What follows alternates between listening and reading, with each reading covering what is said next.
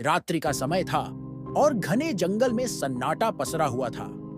बारिश रुक चुकी थी, लेकिन पेड़ों की पत्तियों से अभी भी पानी टपक रहा था।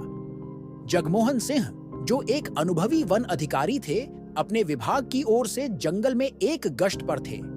पिछले कुछ दिनों से जंगल के इस हिस्से में कुछ अजीब घटनाएं हो रही थीं। कभी जानवर गायब हो जाते, तो कभी कुछ अनजान चीखें सुनाई देती। इस इलाके में कई अफवाहें फैली हुई थीं कि यह जंगल भूतिया है, लेकिन जगमोहन इन बातों को अंधविश्वास मानते थे। जगमोहन को अपने 15 साल के करियर में कई खतरनाक जानवरों का सामना करना पड़ा था, लेकिन वह कभी पीछे नहीं हटे थे। वह अपने दल के साथ जंगल में नियमित गश्त पर जाते रहते थे, लेकिन उस रात कुछ अलग सा था। उनके साथी अधिकारी संजय और रमेश भी उनके साथ थे, लेकिन उनके चेहरे पर डर की परछाई साफ नजर आ रही थी। जगमोहन के मन में अब भी कोई डर नहीं था।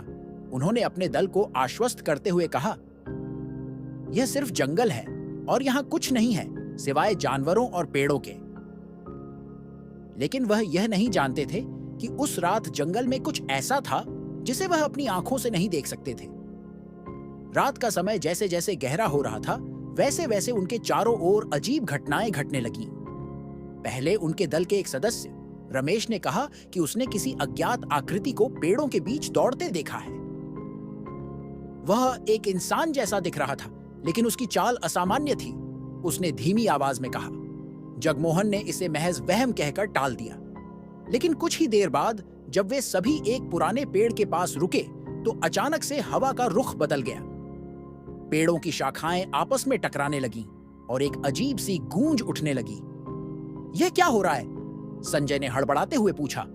बस तूफान आ रहा है, जगमोहन ने शांत स्वर में कहा। लेकिन उनके दिल में भी अब कुछ अजीब सा महसूस हो रहा था। कुछ ही देर बाद उन्होंने सुना कि किसी ने जोर से चीख मारी। वह चीख किसी इंसान की नहीं थी, बल्कि ऐसी थी जैसे कोई जानवर या फिर कुछ और ही हो। जगमोहन ने तुरंत अपने हथियार निकाल लिए और अपने साथियों को सचेत किया। सावधान रहो, हो सकता है कोई शिकारी हो। लेकिन चीख फिर से आई, इस बार और भी पास से। यह जंगल की गहराई से आ रही थी और अब वे सभी इसे अनदेखा नहीं कर सकते थे। जगमोहन ने अपने दल को निर्देश दिया कि वे उस दिशा में चलें जहां से आवाज आई थी। उन्होंने अपनी टॉर्चें जलाईं और धीरे धीरे उस ओर बढ़ने लगे। जंगल के पेड़ जैसे हर कदम के साथ और भी घने होते जा रहे थे। कुछ दूर चलने के बाद उन्हें एक पुरानी टूटी फूटी झोपड़ी दिखाई दी। यह झोपड़ी पूरी तरह से जर्जर हो चुकी थी और उसके चारों ओर उगी हुई घास और बेलें उसे और भी डरावनी बना रही थी। यह जगह तो मानचित्र में भी नहीं थी, संजय ने चौंकते हुए कहा। जगमोहन ने झोपड़ी के पास जाकर उसका दरवाजा धक्का दिया। दरवाजा चरमराते हुए खुला और अंदर का दृश्य देखकर सभी सन्न रह गए। झोपड़ी के अंदर पुराने समय के कुछ अवशेष पड़े थे। एक टूटा हुआ आईना, कुछ पुरानी तस्वीरें और एक लोहे का ताबूत। तभी रमेश ने डरते हुए कहा, मुझे लगता है हमें यहां से निकल जाना चाहिए, यह जगह ठीक नहीं लग रही। लेकिन जगमोहन की जिज्ञासा बढ़ चुकी थी। उन्होंने ताबूत की ओर कदम बढ़ाए और उसे खोलने की कोशिश की। ताबूत का ढक्कन बहुत भारी था, लेकिन उन्होंने अपने दल के साथियों की मदद से उसे खोल ही दिया। ताबूत के अंदर एक पुरानी डायरी पड़ी हुई थी। डायरी के पन्ने पीले पड़ चुके थे, लेकिन उस पर लिखावट अभी भी साफ दिखाई दे रही थी। जगमोहन ने डायरी उठाई और उसे पढ़ने लगे। डायरी किसी वन अधिकारी की थी जो लगभग 50 साल पहले इस जंगल में तैनात था। उसमें लिखा था कि वह अधिकारी इस जंगल में अजीब गतिविधियों की जांच कर रहा था और उसने कई बार एक रहस्यमयी प्राणी को देखा था। यह कोई जानवर नहीं है, डायरी में लिखा था। यह कोई पुरानी आत्मा है जो इस जंगल में बसी हुई है। वह जंगल की हर चीज को अपनी गिरफ्त में ले रही है। डायरी के आखिरी पन्ने पर लिखा था, मैं अब समझ गया हूं कि इस जंगल से बाहर निकलने का कोई रास्ता नहीं है। अगर कोई यह डायरी पढ़ रहा है तो उसे मैं एक ही सलाह दूंगा, तुरंत इस जंगल से निकल जाओ, क्योंकि यह जगह अब तुम्हारी नहीं रही। जगमोहन का दिल जोर से धड़कने लगा। उन्होंने तुरंत डायरी बंद की और अपने दल से कहा, हमें यहां से फौरन निकलना होगा। लेकिन जैसे ही वे वापस जाने के लिए मुड़े, उन्हें महसूस हुआ कि झोपड़ी के दरवाजे के बाहर कोई खड़ा है। वह आकृति धीरे धीरे अंदर की ओर बढ़ रही थी। उसकी चाल बहुत धीमी और असामान्य थी। उसका चेहरा नहीं दिख रहा था, लेकिन उसकी आंखें अंधेरे में चमक रही थीं। जगमोहन ने अपनी टॉर्च उस पर फोकस की, लेकिन जैसे ही टॉर्च की रोशनी उस आकृति पर पड़ी, वह गायब हो गई। यह क्या था? संजय ने डरते हुए पूछा। मुझे नहीं पता, लेकिन हमें यहां से फौरन निकलना होगा, जगमोहन ने कहा। लेकिन उनके कदम भारी हो गए थे। ऐसा लग रहा था जैसे किसी ने उनके पैरों को जकड़ लिया हो। चारों ओर अजीब सी फुसफुसाहटें सुनाई देने लगी। जगमोहन ने हिम्मत जुटाकर अपनी बंदूक निकाली और झोपड़ी से बाहर की ओर दौड़ने लगे। उनके दल के सदस्य भी उनके पीछे पीछे दौड़ने लगे। जंगल के बाहर निकलते समय वह आकृति फिर से उनके सामने आ गई। इस बार वह और भी स्पष्ट थी। उसके शरीर से धुआं निकल रहा था और उसकी आंखें सीधी जगमोहन की ओर देख रही थीं। जगमोहन ने बंदूक से फायर किया, लेकिन गोली उस पर बेअसर रही। वह आकृति धीरे धीरे उनकी ओर बढ़ने लगी। अचानक जंगल में एक तेज हवा चली और आकृति गायब हो गई। सभी सदस्यों ने राहत की सांस ली, लेकिन तब तक वह जगह पूरी तरह से अंधेरे में डूब चुकी थी। जगमोहन और उनके साथी मुश्किल से जंगल के बाहर पहुंचे। उन्होंने अपने सीनियर अधिकारियों को पूरी घटना बताई, लेकिन किसी ने उनकी बातों पर यकीन नहीं किया। कुछ ही दिनों बाद जगमोहन ने अपनी नौकरी से इस्तीफा दे दिया और इस घटना को हमेशा के लिए अपनी यादों में दफन कर दिया। लेकिन वह जानते थे कि उस जंगल में कुछ ऐसा था जो इंसानी समझ से परे था, और वह बात कभी किसी को नहीं बताई। जगमोहन के जीवन में वह रात एक ऐसे काले अध्याय के रूप में दर्ज हो गई जिसे वह लाख कोशिशों के बाद भी भुला नहीं सके।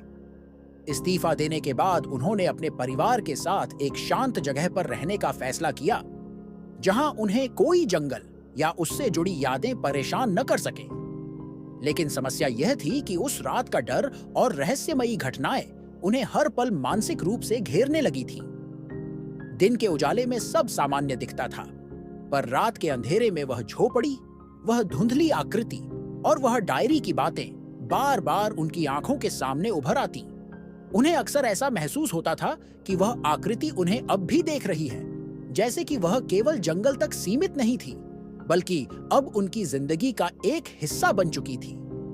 इस्तीफा देने के कुछ समय बाद जगमोहन ने रातों में भयानक सपने देखना शुरू कर दिए। सपनों में वह उसी जंगल में होते थे, लेकिन इस बार वह अकेले नहीं होते। उनके चारों ओर अनगिनत धुंधली आकृतियां होती जो उन्हें चारों तरफ से घेर लेती।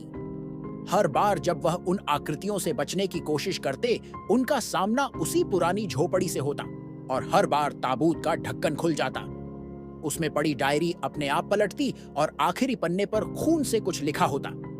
एक रात उन्होंने देखा कि डायरी के पन्नों पर लिखा था, तुम मुझसे बच नहीं सकते।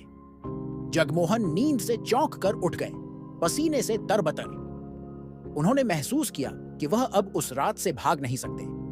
वह जानते थे कि इस समस्या का कोई समाधान नहीं, सिवाय उस सच का सामना करने के। जगमोहन ने अपने पुराने मित्र विक्रम को फोन किया, जो एक स्थानीय तांत्रिक और रहस्यमयी चीजों के जानकार थे। विक्रम ने उनकी बात ध्यान से सुनी और उन्हें अपने घर बुलाया।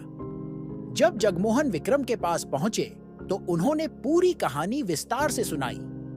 विक्रम कुछ देर तक चुप रहे और फिर बोले, यह कोई सामान्य आत्मा नहीं है जगमोहन, यह एक पुरानी शक्ति है जो उस जंगल में बसी हुई है। वह जंगल का अभिन्न हिस्सा है और जो कोई भी उसकी शांति भंग करता है वह उसकी गिरफ्त में आ जाता है। जगमोहन ने घबराते हुए पूछा, क्या कोई उपाय है इस सबसे छुटकारा पाने का? विक्रम ने सिर हिलाया और कहा, बहुत कठिन है लेकिन असंभव नहीं। तुम्हें उस जगह वापस जाना होगा जहां से यह सब शुरू हुआ था, लेकिन इस बार तुम अकेले नहीं जाओगे, मैं तुम्हारे साथ चलूंगा। हमें उस आत्मा से माफी मांगनी होगी और उसे यह बताना होगा कि तुमने जानबूझकर उसकी शांति को भंग नहीं किया था। जगमोहन के मन में डर और दुविधा दोनों थे, लेकिन उनके पास और कोई रास्ता नहीं था। उन्होंने तय किया कि वह एक बार फिर उस जंगल में जाएंगे। अगली रात विक्रम और जगमोहन जंगल की ओर निकल पड़े। उनके साथ कुछ अन्य लोग भी थे, जिनमें से एक स्थानीय पुजारी और कुछ तंत्र मंत्र के जानकार थे। जैसे ही वे जंगल में पहुंचे, हवा में फिर से वही अजीब सी ठंडक महसूस होने लगी। हर कदम के साथ जगमोहन के दिल की धड़कन तेज होती जा रही थी। जब वे उस पुरानी झोपड़ी के पास पहुंचे तो विक्रम ने सबको रुकने का इशारा किया। उन्होंने एक मंडल बनाया और कुछ मंत्रों का जाप शुरू किया। अचानक हवा और तेज हो गई और वही धुंधली आकृति फिर से प्रकट होने लगी। विक्रम ने जगमोहन से कहा, यह समय है उसे माफी मांगने का। जगमोहन ने कांपते हुए आवाज में कहा, मैं जानता हूं कि मैंने तुम्हारी शांति भंग की है, लेकिन मेरा ऐसा कोई इरादा नहीं था। मुझे माफ कर दो। आकृति कुछ देर तक स्थिर खड़ी रही, फिर उसने धीरे धीरे अपनी आंखें बंद की। विक्रम ने मंत्रों का जाप तेज कर दिया। अचानक जंगल में एक तेज चीख सुनाई दी और सब कुछ शांत हो गया। वह धुंधली आकृति धीरे धीरे गायब हो गई और पूरा वातावरण फिर से सामान्य हो गया। उस रात के बाद जगमोहन को कभी भी वह भयावह सपने नहीं आए। विक्रम ने उन्हें बताया कि आत्मा ने उन्हें माफ कर दिया है, लेकिन इस बात की चेतावनी दी कि वह फिर कभी उस जंगल की ओर न जाए। जगमोहन ने यह सलाह मान ली और अपनी नई जिंदगी की ओर बढ़ गए। लेकिन वह घटना उनके जीवन का एक ऐसा रहस्य बन गई जिसे उन्होंने कभी किसी को नहीं बताया। लेकिन एक सवाल उनके मन में हमेशा बना रहा, क्या वह आत्मा सच में चली गई थी या सिर्फ समय के साथ कहीं छिप गई थी? अगर ये वीडियो अच्छा लगा हो तो लाइक करें, अपने दोस्तों के साथ शेयर करें और ऐसे ही वीडियो के लिए चैनल को सब्सक्राइब करें। धन्यवाद।